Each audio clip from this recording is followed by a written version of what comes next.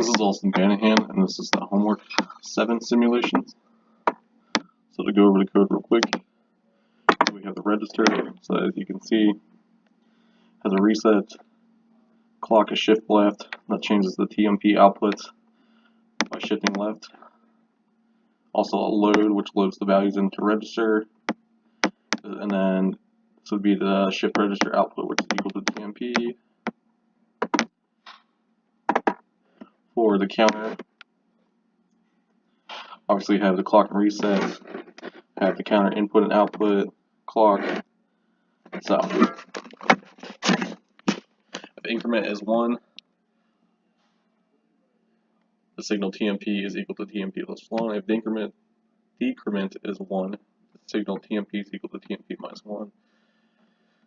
And for use for the finite state machine, the counter output is equal to TMP. So to go over the finite state machine real quick, is a full finite state machine with coding, and also have the test bench top level integrated into this as well. This is towards the bottom, as you can see, it's marked right there. So go through this real quick. You have different ports from the different components mapped out. So here's a sequence in. So this is a sequence detector at current state. When current state 0, 0, you have these different inputs. So reset, setting a reset for register to state 0, increment is 0, decrement is 1. So anytime the finite state machine is in state 0, 0, decrement will be set to 1, load will be 0, and shift left will be 0. So the first part of the sequence is 1. This will transition to next state 0, 1.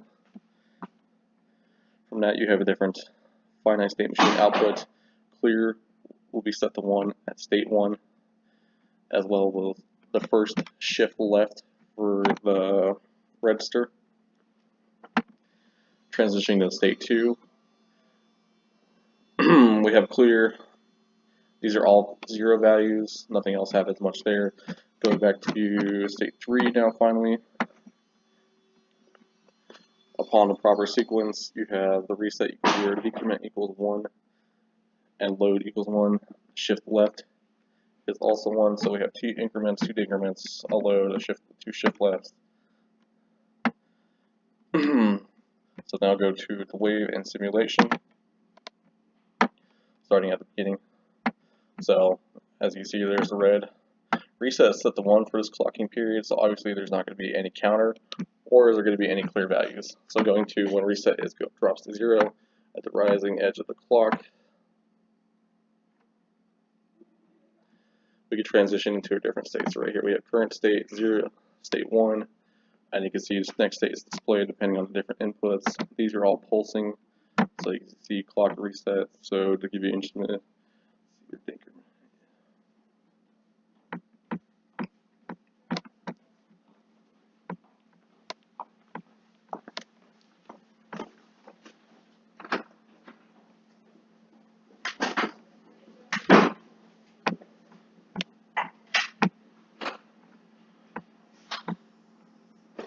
so there we go. There's decrement. There's the first state, one of the states. So as you can see, it was 0, 0, decrements to 1, 1, triple 1. Different shifts are happening as well with a finite state machine, creating different outputs depending on the states. The shift register output is also changing. So as as SL changes, you can see the shift left right here, from here, and then keeps changing back and forth.